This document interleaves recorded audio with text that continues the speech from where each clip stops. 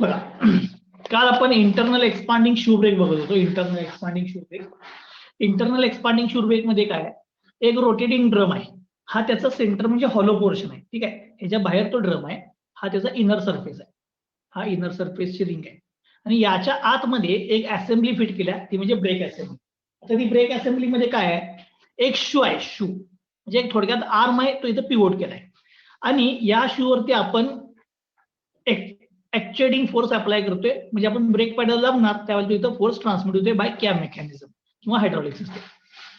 ज्या वेळेला force transmit होईल त्यावेळेला काय होणार, या पिवोटच्या अबाउट हा क्लॉकवाईज रोटेट व्हायला बघणार शू. म्हणजे ज्यावेळेला शू क्लॉकवाईज रोटेट व्हायला बघेल त्यावेळेला याच्या आउटर सरफेस वरती जे काही फ्रिक्शन लाइनिंग आहे ते या ड्रमच्या कॉन्टॅक्टमध्ये येणार आणि ड्रमच्या कॉन्टॅक्टमध्ये आला की तिथे काय होणार बघा, ब्रेक अप्लाय होणार. मग हे ब्रेक अप्लाय होताना ऍक्च्युएटिंग फोर्स किती, टॉर्क किती जनरेट झाला, ब्रेकिंग टॉर्क किती, पॉवर किती लॉस झाली किंवा ब्रेकिंगसाठी किती पॉवर लागणार, हे सगळं अनालिसिस करण्यासाठी मी एक शू कन्सिडर केलाय. ऍक्च्युअल ऑटोमोबाईल मध्ये जे नॉर्मली रिअर ब्रेक असतात ते हे सगळे इंटरनल एक्सपांडिंग शू ब्रेक असतात, पण त्याच्यामध्ये एकाच्या ऐवजी दोन शू असतात. पण मी सध्या जे अनालिसिस करालोय ते एका शू साठीच करालोय, एका शू साठीच. ठीक आहे, मग आता या अनालिसिस मध्ये मी पहिल्यांदा काय केले, ड्रम वरचे फोर्सेस दाखवले. ड्रम वरचे, मग ड्रम वरचे फोर्सेस दाखवताना मी काय कन्सिडर केलं की फ्रिक्शन लाइनिंग या पॉईंट पासून स्टार्ट झाले आणि इथं जाऊन एंड झाले. म्हणजेच काय, ज्या वेळेला ब्रेक अप्लाय होईल त्यावेळेला या सरफेस वरती प्रेशर अप्लाय होणार, प्रेशर. मग कुठल्या पॉइंटला कन्सिडर करणार, म्हणून मी काय केलं, त्यातला एक मधला अंदाजे पॉईंट कन्सिडर केला स्मॉल. ठीक आहे, आणि त्याच्या बाजूचा एरिया घेतला डीए. मग त्या एरियावरती अप्लाय झालेलं प्रेशर मी पी कन्सिडर केलं आणि तिथली नॉर्मल रिॲक्शन मी दाखवली आरएन, पण स्मॉल एरिया असल्यामुळे डीआरएन म्हटलं, म्हणजे डीएन. आणि त्याच पॉईंटचा frictional force, drum clockwise rotate व्हायला आहे तर फ्रिक्शनल फोर्स त्याच्या अपोजिट म्हणजे या सर्कलला टेंजेन्शियल दाखवला, म्यू इंटू आरएन म्हणजे म्यू इंटू डीएन. ठीक आहे, आणि या ड्रमची रेडियस घेतली मी आर. आता जो मी स्मॉल एरिया कन्सिडर केलेला त्याचा अँगल जर हॉरिझॉन्टल बरोबर बघितला म्हणजे पिवोट पॉईंट पासून, तर तो मी फाय कन्सिडर केला. त्याचा अँगल किती कन्सिडर केला, फाय. ठीक आहे, हे काल आपण बघितलेलं. मग मी याच्यावरून ही फिगर ड्रॉ केली. आता ही फिगर काय आहे, या फिगरवरती सगळं डेरिव्हेशन आहे. ठीक आहे, मग ही फिगर काय सांगतो, हाच ड्रम मी बाहेर दाखवला, हा ड्रम, पण ऍक्च्युएटिंग फोर्स मी या शू वरती अप्लाय केला. शू म्हणजे या लिव्हर वरती. म्हणजेच मला जर अनालिसिस करायचं असेल तर इक्विलिब्रियम कंडिशन ही या लिव्हरची कन्सिडर करायला पाहिजे. ठीक आहे, लिव्हरची इक्विलिब्रियम. मग लिव्हरची इक्विलिब्रियम कंडिशन घेण्यासाठी मी काय केलं, पिवोट पॉईंट पासून, कारण की मी जर मुवमेंट घेतला तर पिवोट पॉईंटला घेणार, सो पिवोट पॉईंट पासून या ऍक्च्युएटिंग फोर्स डिस्टन्स सी घेतलं, सी. ठीक आहे, त्यानंतर इथं मी फोर्सेस दाखवले. फोर्सेस कुठले कुठले फोर्सेस दाखवले, फ्रिक्शनल फोर्स आणि नॉर्मल फोर्स, ही दोनच ऍक्ट होणार आहेत. मग आता नॉर्मल फोर्स बघा, ड्रम साठी आउटवर्ड असेल तर या शू साठी इनवर्ड येणार, बरोबर, इक्वल अँड अपोजिट. तसंच फ्रिक्शनल फोर्स जर या ड्रम साठी या डायरेक्शनला असेल तर इथं शू साठी जो येणार आहे तो त्याच्या बरोबर अपोजिट येईल, बरोबर आहे, equal and opposite. So mu DN आणि हा डीएन दाखवलाय. मग आता मला जर अनालिसिस करायचं असेल तर मी या पिवोट पॉईंटच्या अबाउट काय करणार, मोमेंट घेणार आहे. मग तो इक्वल टू 0. मग मोमेंट घेताना फोर्स इंटू डिस्टन्स लागणार मला. मग मी ऑलरेडी पीचं डिस्टन्स लिहून ठेवले, पण ह्या म्यू डीएनचं हे डिस्टन्स माहित नाही आणि या डीएनचं हे डिस्टन्स माहित नाही, पिवोट पॉईंट पासून हे डिस्टन्स. मग हे शोधण्यासाठी मी काय केलं, इथे ट्रायंगल, इथून या डीएनच्या लाईनवरती एक परपेंडिक्युलर टाकला आणि ट्रायंगल फॉर्म केला बघा इथं. आणि हे डिस्टन्स इथून इथपर्यंत मी एच मार्क केले, एच. ह्या तोपर्यंत डिस्टन्सला बी म्हटलं, या तोपर्यंत डिस्टन्सला डी म्हटलं. हा अँगल बघा फाय आहे, बरोबर आहे काय, फाय. म्हणजे आपण इथून इथपर्यंत फाय आहे, म्हणजे जो पॉईंट आपण एक स्मॉल एरिया कन्सिडर केला त्याचा अँगल फाय आहे, तो फाय दाखवला. मग इथे एकदा साईन घेतला, इथे एकदा कॉस घेतला. साईन घेतल्यानंतर तुम्हाला हे बीचं डिस्टन्स मिळालं, कॉस घेतल्यानंतर हे डीचं डिस्टन्स मिळालं. मग मी इथं आलो, इथून इथपर्यंत डिस्टन्स म्हणजे हे डीएन पासून पर्यंत डिस्टन्स म्हणजे हे आलं H sine phi, H sine phi. आता हे डिस्टन्स पाहिजे होतं मला पिवोट पॉईंट पासून इथपर्यंत हे. मग मी काय केलं, या टोटल रेडियस मधून एवढं डिस्टन्स मायनस केलं आणि हे डिस्टन्स म्हणजे आपण डी म्हणून शोधले, H cos five. So radius minus H cos phi. ठीक आहे, हे मला डिस्टन्सेस मिळाले. आता याच्याबरोबर या लाइनिंग वरती ऍक्ट होणाऱ्या प्रेशरची जी व्हॅल्यू असते ती काय असते, डायरेक्टली प्रोपोर्शनल टू हाईट. म्हणजे पिवोट पॉईंट पासून जी हाईट असेल त्याला ते डायरेक्टली प्रोपोर्शनल असते. म्हणून मी हाईट पण शोधून ठेवली. मग हाईट शोधण्यासाठी हीच लाईन इथे ड्रॉ केली आणि व्हर्टिकल डिस्टन्स म्हणजे हाईट, हा अँगल आहे फाय. मग मी ही हाईट काढली ए, त्याचा साईन घेतला, sine is equal to A by R, so A is equal to R sine phi आला, म्हणजे व्हर्टिकल डिस्टन्स म्हणजे हाईट आली. ओके, मग मी यावरनं काय केलं बघा, डेरिव्हेशन स्टार्ट केलेलं. आता डेरिव्हेशन स्टार्ट करताना काय केलं बघा, सगळ्यात पहिल्यांदा एक 2-3 गोष्टी मला लागणार होत्या, की म्हणजे नॉर्मल रिॲक्शन लागणार होती. मी सगळ्यात पहिल्यांदा नॉर्मल रिॲक्शन कॅल्क्युलेट केली. मग तो जो स्मॉल एरिया आहे इथं, हा जो स्मॉल एरिया आहे, या हा जो स्मॉल एरिया आहे, या स्मॉल एरियावरती जे काही प्रेशर ऍक्ट व्हाले ते मी पी कन्सिडर केलं, पी. मग इथलं प्रेशर मी पी घेतले, मी त्याच्यावरून pressure is equal to force divide by area लिहिलं. त्या ठिकाणी फोर्स जो ऍक्ट वाला आहे तो म्हणजे नॉर्मल रिॲक्शन डीएन आहे, आणि तिथला एरिया बघा, मी त्यासाठी इथं मुद्दाम हा लिव्हर म्हणजे शू ड्रॉ केलाय, आणि हा शूचा मुद्दाम खालचा सरफेस दाखवलाय की जो कॉन्टॅक्ट मध्ये असेल, ऍक्च्युअली तो वरच्या साईडला आहे, पण मी इथं दाखवलाय खालच्या साईडला. ओके, मग हा एरिया काढण्यासाठी मी या शूची विड्थ डब्ल्यू कन्सिडर केली, विड्थ डब्ल्यू, आणि इथून इथपर्यंत डिस्टन्स म्हणजे हे आर्क आहे. मग या सेंटरला जॉईन केल्यानंतर जो इन्क्लुडेड अँगल आहे तो D5 असं कन्सिडर केला. मग आर्क इंटू विड्थ केली की मला मग मिळणार बघा त्याचा एरिया. सो आर्क कसं काढणार, radius into angle, so radius of drum into angle into width केली, त्यामुळे R D5 इंटू डब्ल्यू.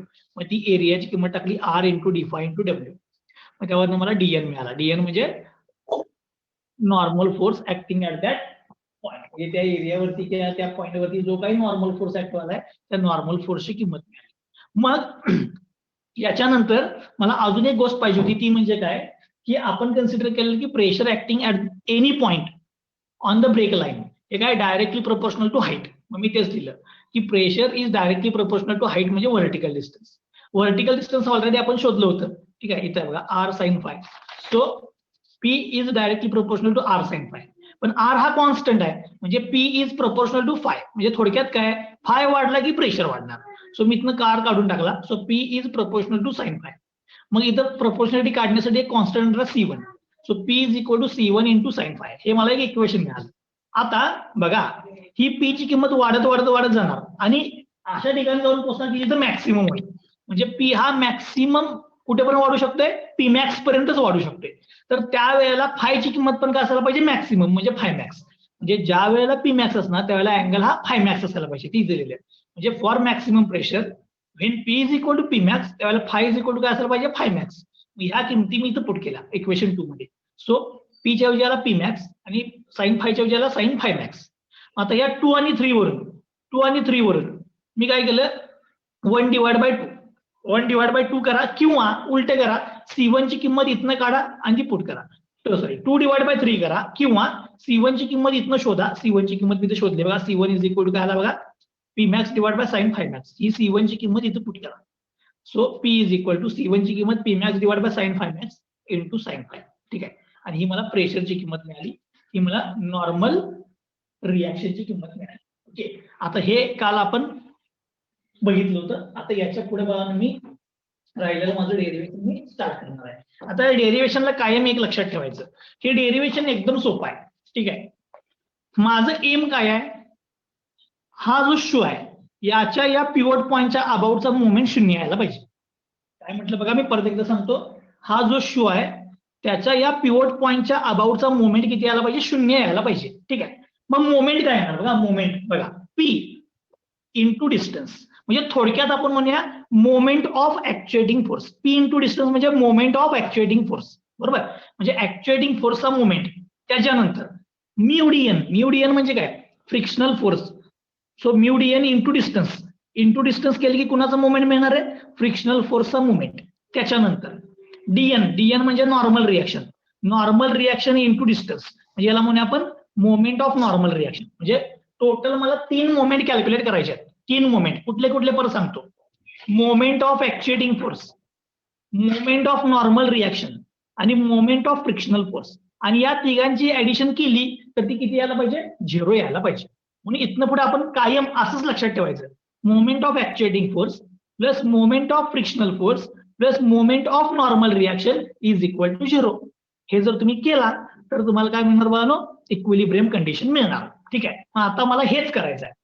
मग ते करण्यासाठी मी सगळ्यात पहिल्यांदा काय करणार की मोमेंट ऑफ आता त्यातलं कोणाला तरी मी एकाला पहिला कन्सिडर करणार.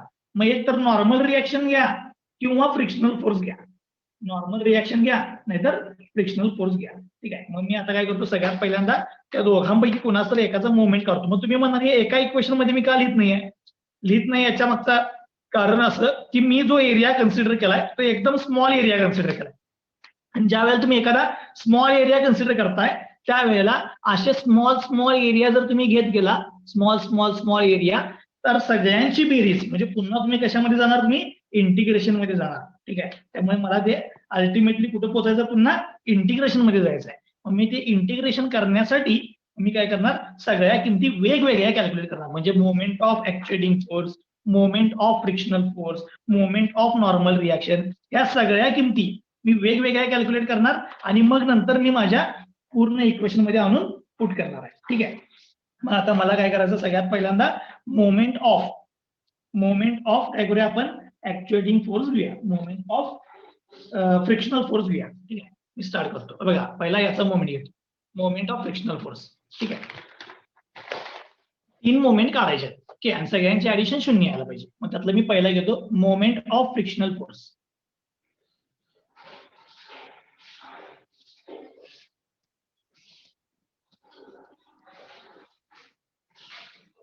बघा, मोमेंट ऑफ फ्रिक्शनल फोर्स. आता फ्रिक्शनल फोर्सचा मोमेंट तुम्ही सांगायचं बघा, फ्रिक्शनल फोर्सचा मोमेंट. ठीक आहे. मी जरासं फिगर ओपन करतो, इथं फिगर आहे बघा. सांगा,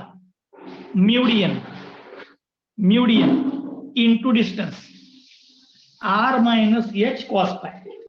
म्युडियन R minus H cos phi. Moment of frictional force,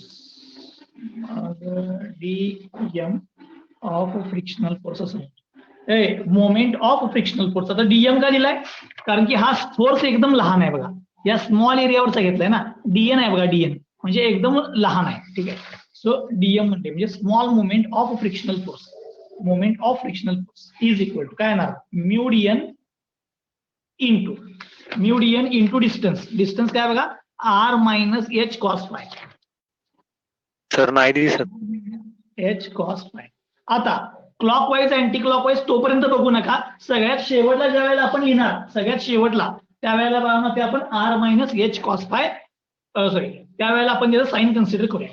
चलो, मग आता हा मोमेंट ऑफ फ्रिक्शनल फोर्स आला, मोमेंट ऑफ फ्रिक्शनल फोर्स. आता हा moment of frictional force me small एकदम एरियासाठी घेतलाय. जर समजा मला टोटल मोमेंट पाहिजे असेल तर मला काय करायला पाहिजे राहते, याचा टोटल मोमेंट पाहिजे असेल तर इंटिग्रेशन. टोटल मोमेंट पाहिजे असेल तर काय करायला पाहिजे, याचं इंटिग्रेशन करायला पाहिजे. Integration of small moment of frictional force is equal to integration of mu DN R minus H cos phi. पुन्हा मी फिगर मध्ये जरा जाऊन दाखवतो तुम्हाला. ठीक आहे, की इंटिग्रेशन का घेतले. बघा, हा स्मॉल एरिया, याच्यावरच्या फ्रिक्शनल फोर्सचा मोमेंट चाललाय. जर मी इथला घेतला 1, इथला घेतला 2, इथला घेतला 3, असं पुढे वाढवत गेलो आणि सगळ्यांचे मोमेंट काढले तर सगळ्यांच्या मोमेंटची ऍडिशन म्हणजे काय होणार बघा, इंटिग्रेशन. म्हणून इथला मोमेंट काढायचा आणि त्याचं काय करायचं, इंटिग्रेशन. आता इंटिग्रेशन करताना बघा लिमिट हा फ्रिक्शन लाईनिंग कुठे स्टार्ट झाली, फ्रिक्शन लाईनिंग θ1 ला स्टार्ट झाली, θ1 ला. आणि फ्रिक्शन लाईनिंग कुठे जाऊन संपले, θ2 ला संपले. म्हणजेच अँगल हा θ1 पासून स्टार्ट होणार आणि फिनिश कुठे असणार, θ2 ला. फ्रिक्शन लाईनिंग θ1 ला स्टार्ट झाले आणि फिनिश कुठे झाले, θ2 ला झाले. म्हणजे फायची मिनिमम किंमत काय असणार, θ1, आणि फायची मॅक्सिमम किंमत काय असणार, θ2. मी काय म्हणलं, सगळ्यांना समजलं काय. इथं जो फाय दिसतोय फाय, त्या फायची मिनिमम किंमत ही θ1, कारण की फ्रिक्शन लाईनिंग θ1 ला चालू झाली. आणि फायची मॅक्सिमम किंमत म्हणजे काय असणार, θ2, कारण की फ्रिक्शन लाईनिंग हे θ2 ला जाऊन संपले. म्हणजे इथून इथपर्यंत काय असणार, तुमचा फ्रिक्शनल फोर्स असणार. ओके. सो फायची मिनिमम किंमत θ1 आहे आणि फायची मॅक्सिमम किंमत θ2 आहे. ठीक आहे. त्यामुळे मी लिमिट पुट करताना फायचं मिनिमम θ1 आणि मॅक्सिमम θ2 पुट केलं. सो लिमिट पुट काय केलं बघा, θ1 टू θ2. ओके. मग आता हा moment due to frictional force आहे. सगळ्यांची इंटिग्रेशन केलं की मला टोटल मोमेंट मिळणार, total moment due to frictional force, MF म्हणजे total moment due to frictional force. ठीक आहे, इज इक्वल टू, याचं इंटिग्रेशन झालं. आता याचं इंटिग्रेशन करायचं आहे. आता याचं इंटिग्रेशन कसं करणार बघा, तुम्ही सांगा मला. मुवमेंट ड्यू टू फ्रिक्शनल फोर्सचं इंटिग्रेशन करायचं आहे. आता इंटिग्रेशन करण्यासाठी पहिल्यांदा dn ची किंमत तुमच्याकडे आहे. dn ची किंमत तुमच्याकडे ऑलरेडी आहे. ठीक आहे. ती dn ची किंमत बघानो काय आहे बघून आपण पुट करूया. इथं θ1 to θ2 लिहितो. dn ची किंमत इथे या. dn ची किंमत काय बघा, p into r d phi omega, p into r d phi omega. ठीक आहे. आता ही किंमत पुट करूया. p into r d phi omega. हा म्यू तसाच ठेवतो इंटू dn ची किंमत p into r into d phi into omega म्हणजे विड्थ आहे ती. Okay. Into r minus h cos phi. Okay. ही फक्त dn ची किंमत टाकली. आता इथं p ची किंमत पण आपण मिळवल्या. p ची किंमत. ठीक आहे. आता मी p ची किंमत पुट करतो. p ची किंमत p ची किंमत बघा इथं आहे. p max divided by sin phi max. p max divided by sin phi max into sin phi. आता p ची किंमत पुट करतो. थोडंसं इकडे लिहितो. mf is equal to integration θ1 to θ2 mu तसाच ठेवतो इंटू आता p ची किंमत टाकणार आहे. p max divide by sin phi max into sin phi. ही किंमत कोणाची आली, p ची. हा r तसाच राहणार d phi width into r minus h cos phi. Okay. आता तुमच्या लक्षात आलं असेल मी ते dn आणि p का शोधला होता. इथं dn ची किंमत टाकली, त्याच्यामध्ये p आला, ते p ची किंमत टाकली. ओके. आता याचं भावानं काय करायचं, आपल्याला इंटिग्रेशन करायचं. तर म्हणून तुमच्या लक्षात आलं असेल मी नुसता फ्रिक्शनल फोर्स ऑफ मोमेंट का काढाले, कारण की ती एवढी मोठी टर्म झाली. आता या मोठ्या टर्मचं काय करायचं, मला इंटिग्रेशन करायचं आहे. आता हे इंटिग्रेशन एकदम सोपं आहे. पहिल्यांदा काय करूया, या इंटिग्रेशन मध्ये जेवढे काही कॉन्स्टंट आहेत तेवढे सगळे बाहेर घ्या. जेवढे काही कॉन्स्टंट आहेत तेवढे सगळे बाहेर घ्या. सांगा काय काय कॉन्स्टंट आहे याच्यामध्ये. म्यू कोएफिशियंट ऑफ फ्रिक्शन हा कॉन्स्टंट आहे बघा, म्यू बाहेर घेतला. त्याच्यानंतर पीमॅक्स मॅक्सिमम प्रेशर. आता मॅक्सिममची किंमत त्याच्यावरती जाणार नाही, म्हणजे ती कॉन्स्टंट झाली. ठीक आहे. त्यामुळे पीमॅक्स कॉन्स्टंट आहे. पीमॅक्सच्या वेळेचा जो अँगल असेल तो अँगल पण काय असणार, कॉन्स्टंट. म्हणजे साइन फाय मॅक्स पण कॉन्स्टंट. फायची किंमत बदलणार आहे, त्यामुळे साइन फाय हा कॉन्स्टंट नाही. ठीक आहे. हा इंटिग्रेशन करणार. रेडियस ही काय कॉन्स्टंट आहे, ती बदलणार नाही. विड्थ पण काय कॉन्स्टंट आहे, ती बदलणार नाही. ठीक आहे. म्हणजे इथं काय राहिला बघा, sine phi into D phi. आता याच्यामध्ये हा फाय बदलणार आहे, फाय. त्यामुळे हे ब्रॅकेट तुम्हाला काय कॉन्स्टंट मध्ये घेता येणार नाही. ठीक आहे. त्यामुळे मी आता इंटिग्रेशन लिहितो इथं θ1 to θ2. काय राहिलं बघा, sine phi into D phi into r minus h cos phi. ठीक आहे. जेवढे कॉन्स्टंट होते तेवढे सगळे बाहेर घेतले आणि राहिलेल्या टर्म्स मी इथे लिहिल्या. आता याचं डेरिव्हेशन कंप्लीट करण्यासाठी आपण काय करूया, या साइन फायने आत मल्टिप्लाय करून घ्या. साइन फाय आत मल्टिप्लाय करून घ्या. ठीक आहे. सो बघा, mu P max divide by sine phi max हे सगळे कॉन्स्टंट आहे. इंटू आर इंटू डब्ल्यू हे कॉन्स्टंट आहे. आता साइन फायनं आत मल्टिप्लाय करणार आहे म्हणून मी इंटिग्रेशन ठेवतो θ1 to θ2. साइन फायनं आत मल्टिप्लाय करतो म्हणजे ब्रॅकेटमध्ये काय येणार बघा, R sine phi minus H into sine phi cos phi. काय केलं, साइन फायनं आत मल्टिप्लाय केलं तर काय आला बघा, R into sine phi H cos phi into sine phi, H cos phi into sine phi आणि हा डी फाय बाहेर राहिला. ठीक आहे. आता दोन टर्म आहे बघा तुमच्याकडे, याचं मला इंटिग्रेशन करायचं आहे. पण त्याच्या अगोदर थोडस मी सिम्प्लिफिकेशन करतो, जरा बघा एक मिनिट.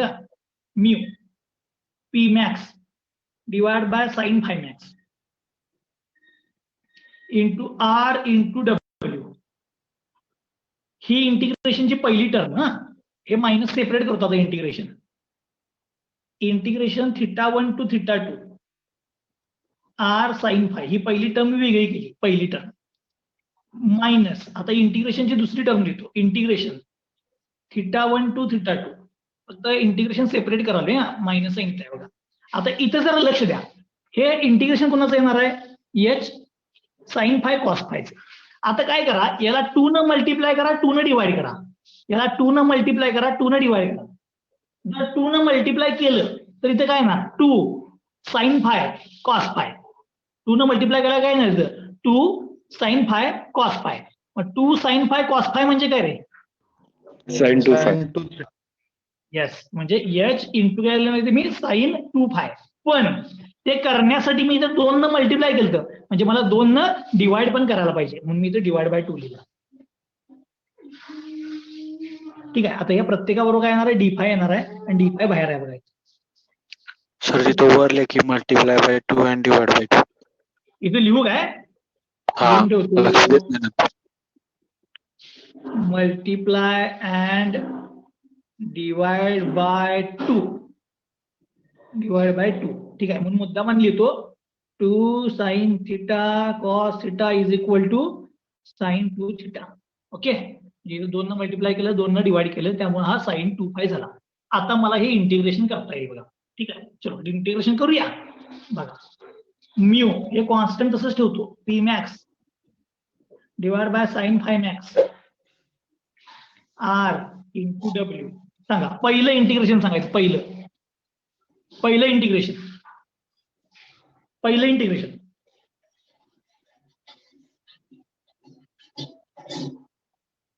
पटकन आर कॉस फाय ब्रॅकेट मध्येच ठेवतो, आर हा कॉन्स्टंट आहे तसंच ठेवतो. साइनचं इंटिग्रेशन काय येणार,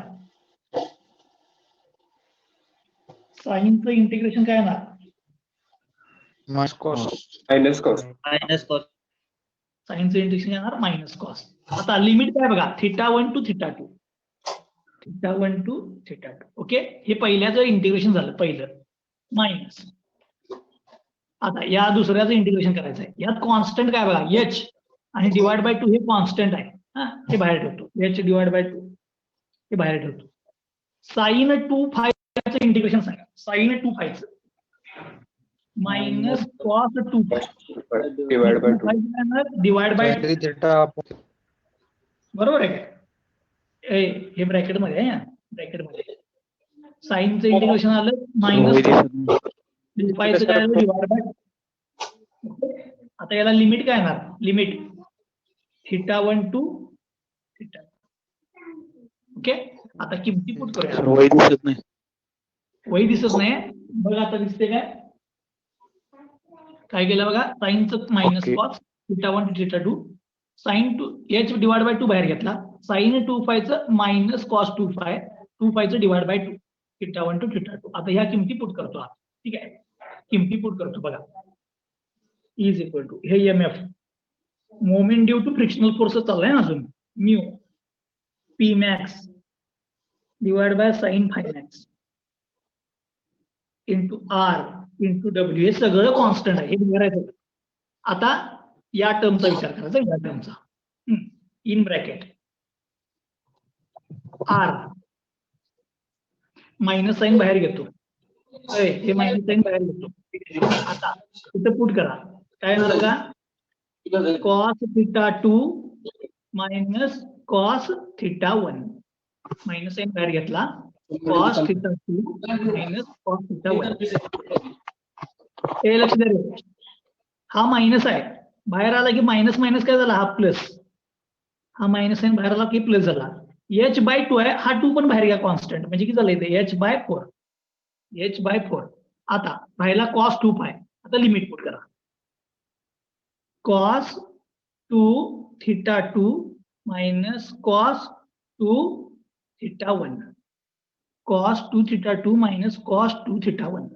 ओके, लिमिट पुट केलं आणि हा टोटल मोठा ब्रॅकेट कंप्लीट. आता फक्त जरा असं व्यवस्थित एका ओळीत लिहितो. So moment due to frictional force is equal to mu P max divide by sine phi max R W in bracket. आता इन ब्रॅकेट सगळ्या टर्म मी बाळानो लिहून घेतो, सगळ्या टर्म. ठीक आहे, इथं लक्ष द्या रे, इथं हा एच बाय 4 राहू द्या, असंच हा minus R cos theta 2 minus cos theta 1 ही पहिली टर्म संपली, plus H divide by 4 cos 2 theta 2 minus cos 2 theta 1. आता इथं माझं moment due to frictional force संपलाय, पण फक्त एक सांगतो, पुस्तकामध्ये तुम्हाला असं बघायला मिळेल, हा फोर जर घालवायचा असेल, फोर जर घालवायचा असेल तर काय करायला पाहिजे मला? हा जर फोर घालवायचा असेल तर या इक्वेशनला multiply करायला पाहिजे. मग त्यांनी काय केलेलं असते, हा 1/4 बाहेर लिहितात, 1/4, आणि इथं 4r लिहितात, 4r, आणि इथे नुसतं एच लिहितात. तीच टर्म आहे. ओके, आता हे काय मिळालं रे मला? ही कुठली टर्म मिळाली? Moment due to frictional Friction. Force. Okay, चलो, पहिली गोष्ट झाली moment due to frictional force. जर आता परत मागे जातो, बघा आपण काय करायला ते परत सांगतो. हा, या ओ पॉइंटच्या अबाउट मोमेंट पाहिजे मला, ओ पॉइंटच्या अबाउट मोमेंट. हा ओ पॉइंटच्या अबाउटचा मोमेंट काढण्यासाठी पी इंटू सी म्हणजे moment due to actuating force. त्यानंतर डीएन इंटू डिस्टन्स केलं, डीएन म्हणजे normal reaction, normal reaction into distance केलं म्हणजे moment due to normal reaction. तसंच म्यू डीएन इंटू डिस्टन्स केलं, घेणार moment due to frictional force. आणि या तिघांची बेरीज किती यायला पाहिजे? 0. त्यातलं पी इंटू सी हे सोपं आहे, पी काय दिलेला असते त्यामुळे ते मिळतंय. म्यू डीएन म्हणजे फ्रिक्शनल फोर्सचा मोमेंट म्हणजे एमएफ आता शोधला आपण, moment due to frictional force शोधला. आता राहिला कुणाचा मोमेंट? आता कुणाचा मोमेंट राहिला? डीएन. डीएन म्हणजे नॉर्मल रिएक्शनचा मोमेंट राहिला. आता तो शोधूया, moment due to normal reaction.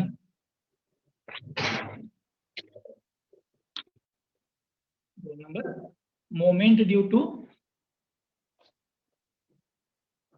Normal reaction about pivot point. Pivot पॉइंटच्या अबाउट घ्यावे, ते मुद्दाम लिहून ठेव.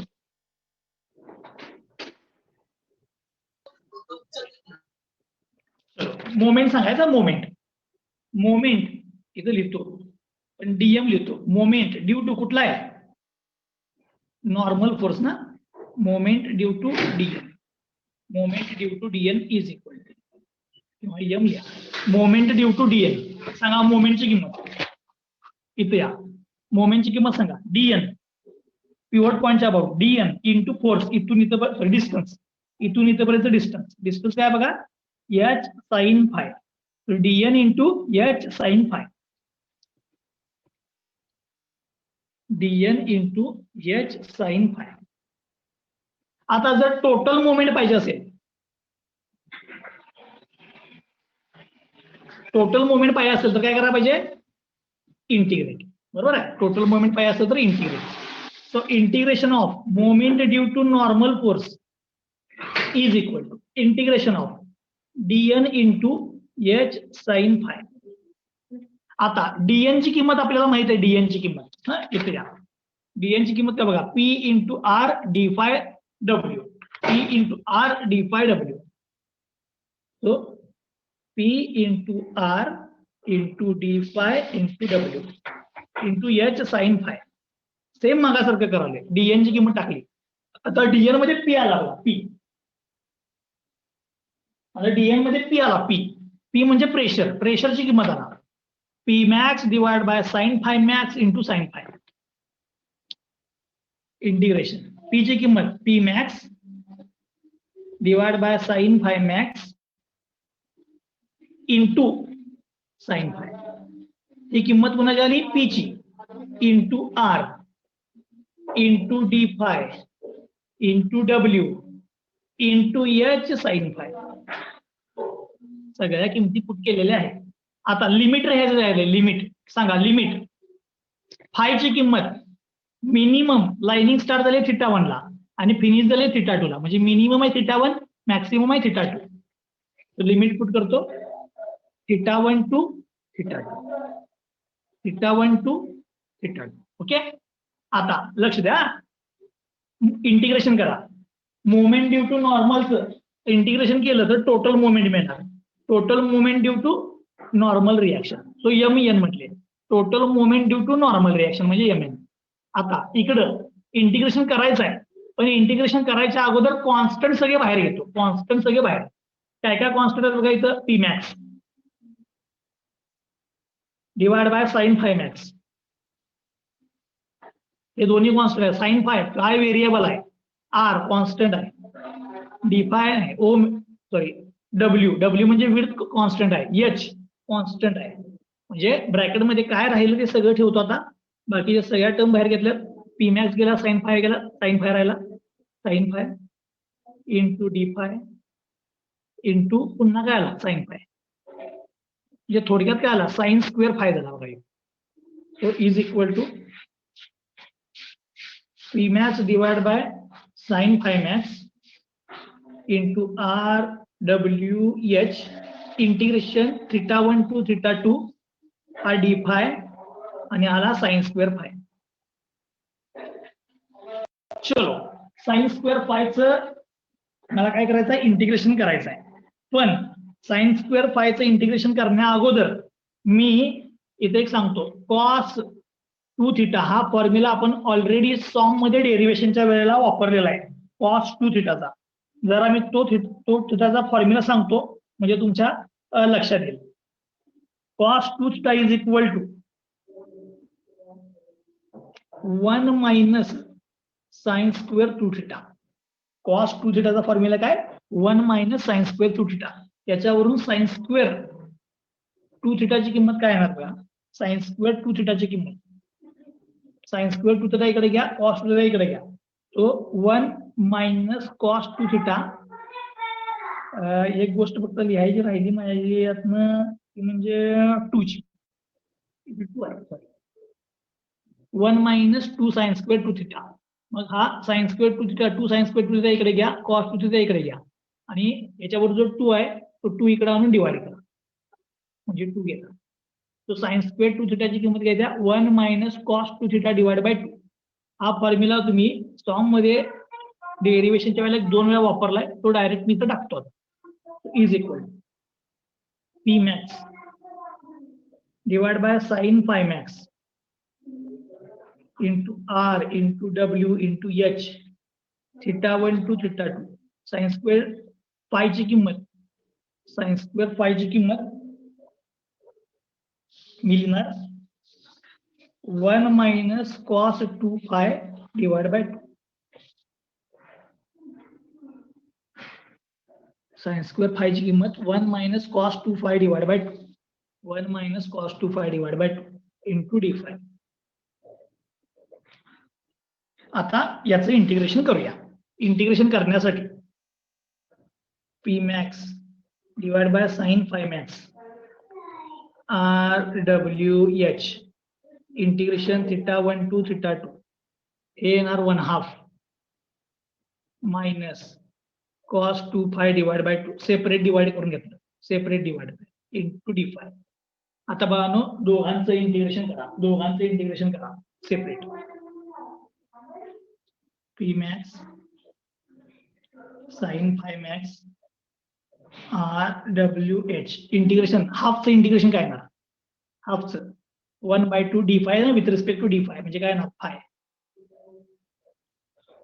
याला लिमिट काय येणार θ1 टू θ2. कॉन्स्टंट आहे ना, कॉन्स्टंटचं काय येणार फाय. तसंच मायनस इथं 1/2 आहे, हा बाहेर ठेवतो. कॉस 2 फायचं काय येणार, कॉस 2 फायचं इंटिग्रेशन साइन 2 फाय आणि 2 फायचं काय येणार डिवाइड बाय 2. लिमिट काय येणार θ1 टू θ2. बघा हा कॉन्स्टंट होता त्याला फाय आला, कॉसचं काय आलं साइन 2 फाय आणि डिवाइड बाय 2. हा ऑलरेडी 2 बाजूला काढून ठेवला आहे. आता काय करतो लिमिट पुट करतो.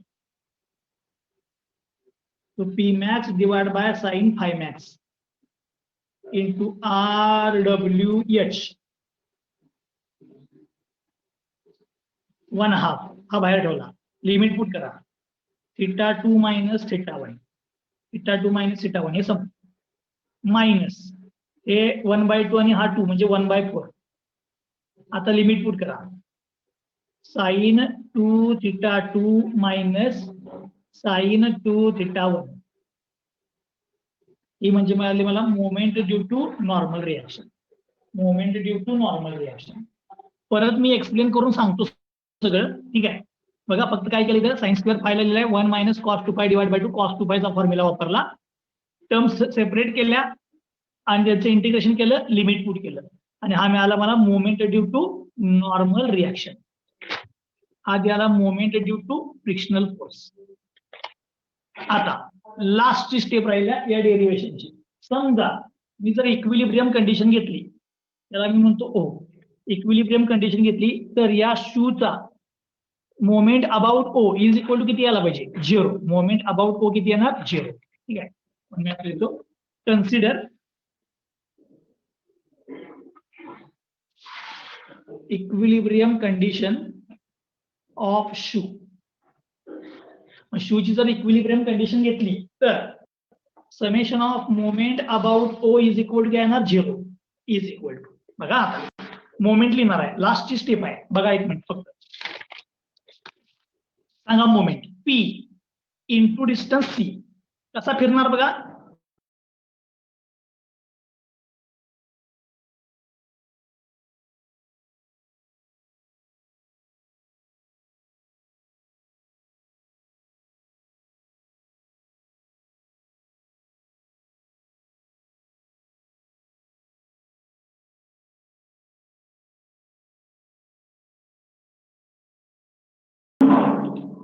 मोमेंट कन्सिडर केलेला. मोमेंट बघा पी इंटू सी, पिवट पॉईंटच्या अबाउट क्लॉकवाईज फिरणार म्हणजे प्लस. त्यानंतर आता डीएनचा मोमेंट काय, डीएन म्हणजे नॉर्मल रिॲक्शन.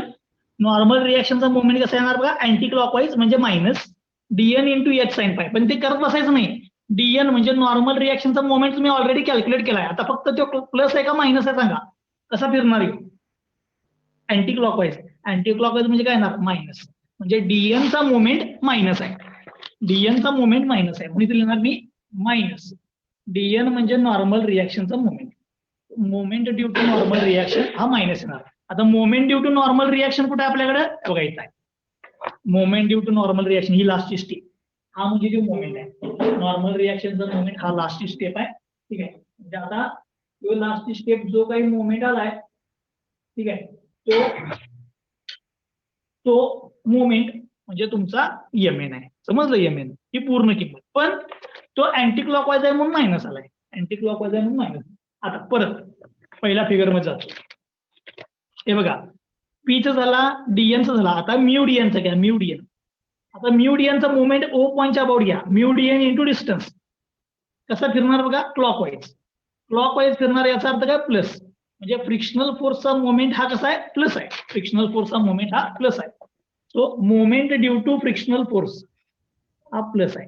आणि ते moment due to frictional force तुम्ही कॅल्क्युलेट करून ठेवलाय. हे बघा इथं आहे moment due to frictional force. बघा इथं मोमेंट ड्यू टू फ्रिक्शनल. ठीक आहे. आता ह्या सगळ्या किमती काढायच्या इथं पुट करायच्या. मग ह्यो मोमेंट माहित असेल तर तुम्हाला पीची किंमत मिळते म्हणजे ऍक्च्युएटिंग फोर्स किती लागणार. आणि एकदा ऍक्च्युएटिंग फोर्स कळला की तुम्हाला काय मिळते torque. Torque is equal to काय फोर्स इंटू रेडियस. टॉर्क मिळते. मग power torque into omega power मिळते. त्यामुळे तुम्हाला ह्यातनं एम काय आहे ऍक्च्युएटिंग फोर्स किती आहे ब्रेकसाठीचा तेवढं मिळवणे. आणि ते मिळवण्यासाठी एवढं सोपं इक्वेशन आहे P into C minus M N plus M F. हे एवढं सोपं इक्वेशन आहे. पण या इक्वेशन मध्ये एम एन आणि एम एफ ठीक आहे. हा एम एन आणि हा तुमचा एम एन. एम एन म्हणजे moment due to frictional force. M N म्हणजे moment due to normal force. ठीक आहे. आता हे मी तुम्हाला परत एकदा सांगतो बाळांनो. ठीक आहे. आजचं मी पुन्हा सगळं एक्सप्लेन करतो. बघा काय moment due to frictional force काढला मी. कसं काढला स्मॉल फ्रिक्शनल फोर्स दिलेला ना आपल्याला. स्मॉल आपण कन्सिडर केलेला. म्हणजे स्मॉल फोर्सचा मोमेंट काढला. कसा काढला बघा स्मॉल फोर्सचा moment mu DN into distance R minus H cos phi. Mu DN into distance R minus H cos phi. मग याचा इंटिग्रेट केलं टोटल मोमेंटसाठी. इंटिग्रेशन साठी लिमिट काय ठेवलं अँगल मिनिमम थिटा 1 आहे मॅक्सिमम थिटा 2. मग त्यात मी काय केलं डीएन ची किंमत टाकली P into R D phi omega काल शोधलेलं. त्यात परत पी ची किंमत टाकली P max sine phi max into sine phi. बाकी सगळ्या टर्म तशाच ठेवल्या. सगळे कॉन्स्टंट बाहेर घेतले, हे राहिले. साईननं आत मल्टिप्लाय केलं, साईननं आत मल्टिप्लाय केलं. इथं साईन फाय कॉस फाय आलता, याला 2 न डिवाइड बाय 2 न मल्टिप्लाय केलं, 2 न डिवाइड 2 न मल्टिप्लाय झाल्यामुळे साईन 2 फाय झाला. मग इंटिग्रेट घेतलं, साईनचं मायनस कॉस, साईनचं मायनस कॉस, लिमिट पुट केलं, तुम्हाला moment due to frictional force मिळाला. तसंच moment due to normal force काढायचा होता, moment due to normal force. मग मी पुन्हा फिगर मध्ये गेलो. नॉर्मल फोर्सचा मोमेंट काय बघा, DN into distance H sine phi, या पिवट पासून एच साईन फाय, तो DN into H sine phi. मग टोटल पाहिजे म्हणून इंटिग्रेट केलं. मग डीएन ची किंमत टाकली काय, P into R into D phi into omega W. P प्रेशरची किंमत टाकली, P max sine phi max sine phi. त्या सगळ्यामध्ये कॉन्स्टंट बाहेर घेतले, साईन फाय झाला म्हणजे साईन स्क्वेअर. साईन स्क्वेअरची किंमत कॉस 2 फायच्या फॉर्म्युल्यावरून काढली, 1 minus cos 2 phi divide by 2 वरती लिहून ठेवला. मग हे 2 न सेपरेट डिवाइड केलं आणि मग त्याचं इंटिग्रेशन केलं, लिमिट केलं, त्याच्यानंतर एम एन. म्हणजे काय काय मिळालं इथं मला बघा, इथे मला एम एफ मिळाला, इथं मला एम एन मिळाला, आणि मी पिवट पॉईंटच्या अबाउट मोमेंट घेतला की मला मोमेंटचं इक्वेशन मिळालं. म्हणजे किती सोपं आहे बघा. फक्त मला मोमेंट घ्यायचा होता, पण त्यासाठी 2 किमती लागणार होत्या, moment due to normal force आणि moment due to frictional force. आणि या दोन्ही किमती मी त्या अगोदर तुम्हाला कॅल्क्युलेट करून दाखवल्या. आता त्या किमती ज्या काय आहेत, तुम्हाला पेपरमध्ये आता 100% प्रॉब्लेम येणार त्यावेळेला आता लय महत्वाचा टास्क सांगणार आहे तुम्हाला. हे 2 फॉर्म्युले कुठले, moment due to normal force आणि moment due to frictional force, हे 2 फॉर्म्युले काही झालं तर तुम्हाला पार्टच पाहिजे. त्याचा प्रॉब्लेम सोडवायचा असेल तर हे 2 फॉर्म्युले तुम्हाला पार्ट असायलाच पाहिजे. जर पार्ट असेल तरच तुम्हाला तो प्रॉब्लेम सॉल्व्ह करता येईल. ठीक आहे, सगळ्यांना इथपर्यंत समजलंय?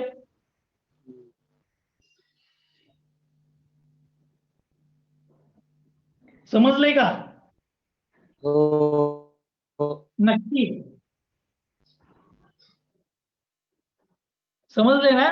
आता मी पुढे अजून एक फॉर्म्युला तयार करणार आहे, तो प्रॉब्लेम साठी लागणार आहे. हे डेरिव्हेशन इथं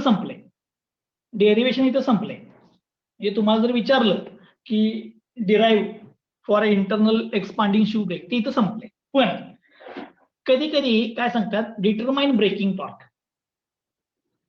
बरोबर आहे काय? आतापर्यंत प्रॉब्लेम बघितला आपण, डिटरमाइन ब्रेकिंग टॉर्क म्हणून सांगतात. मग ब्रेकिंग टॉर्क ची किंमत कशी काढणार रे? टॉर्क म्हणजे कसं काढतोय आपण? टॉर्क कसं डिटरमाइन करतो आपण? Frictional force into radius. बरोबर. आता इथे तुमच्याकडे फ्रिक्शनल फोर्स जो आहे तो टोटल आहे का एकदा स्मॉल एरियाज आहे? फ्रिक्शनल फोर्स काय माझ्याकडे स्मॉल एरियाज आहे. मग आता हा फ्रिक्शनल फोर्स किती आहे? म्यूडियन. किती आहे तो? म्यूडियन. मग मला ब्रेकिंग टॉर्क पण स्मॉल एरियाचाच मिळणार, म्हणून डी म्हणतो, डीएम ब्रेकिंग टॉर्क. म्हणजे मोमेंट मिळाला ब्रेकिंग टॉर्कचा पण स्मॉल एरियासाठीचा. ठीक आहे, तो काय येणार बघा, म्यूडियन इंटू रेडियस. स्मॉल एरियाचा ब्रेकिंग टॉर्क मिळाला. पण तुम्हाला टोटल ब्रेकिंग टॉर्क पाहिजे असेल, टोटल, तर काय करायला पाहिजे? इथला स्मॉल एरियाच्या ब्रेकिंग टॉर्च काय करायला पाहिजे? ऍडिशन करायला पाहिजे. म्हणजे काय ना, टोटल पाहिजे असेल तर काय करायला पाहिजे? इंटिग्रेट. इंटिग्रेशन काय येणार बघा, moment of braking torque is equal to integration of mu DN into R. हे म्हणजे तुम्हाला टोटल ब्रेकिंग टॉर्क मिळणार. आता इथं इंटिग्रेशन बघा, θ1 टू θ2, लिमिट कुठं कुठेपर्यंत अँगलचं, θ1 टू θ2. त्या डीएन ची किंमत टाकतो, परत डीएन वर आलो, म्यू इंटू डीएन ची किंमत P into R into D phi into W into R. ही डीएन ची किंमत ऑलरेडी आपण शोधली होती पहिल्या दिवशी शेवट. हे बघा इथं डीएन, त्यानंतर पी ची किंमत इथं शोधलेली. ओके, आता त्या इक्वेशन मध्ये जो पी आलाय त्या पी ची किंमत टाका, इंटिग्रेशन म्यू, पी ची किंमत काय? P max divide by sine phi max into sine phi into बघा, हा म्यू झाला, हा पी झाला, into R into D phi into W into परत आर आला. आता कॉन्स्टंट सगळे या इंटिग्रेशनच्या बाहेर घेतो.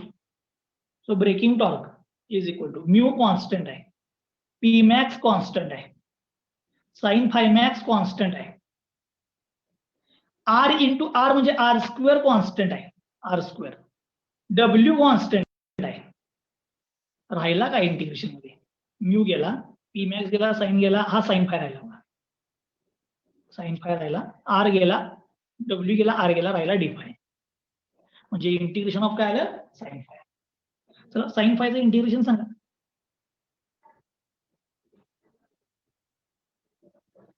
साइन फायचं इंटिग्रेशन, साइनचं इंटिग्रेशन काय येणार बाळांनो?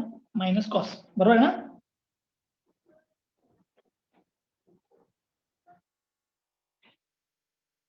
साइनचं इंटिग्रेशन मायनस कॉस. आणि लिमिट कुठून मिळवलेलं आहे? θ1 टू θ2. θ1 टू θ2. ओके. आता लास्टची स्टेप पुट करणार आहे मी. So mu P max divide by sine phi max R square omega. बघा लक्ष द्या, हे मायनस साइन इथेच ठेवतो आणि लिमिट पुट करतो. Cos θ2 minus cos θ1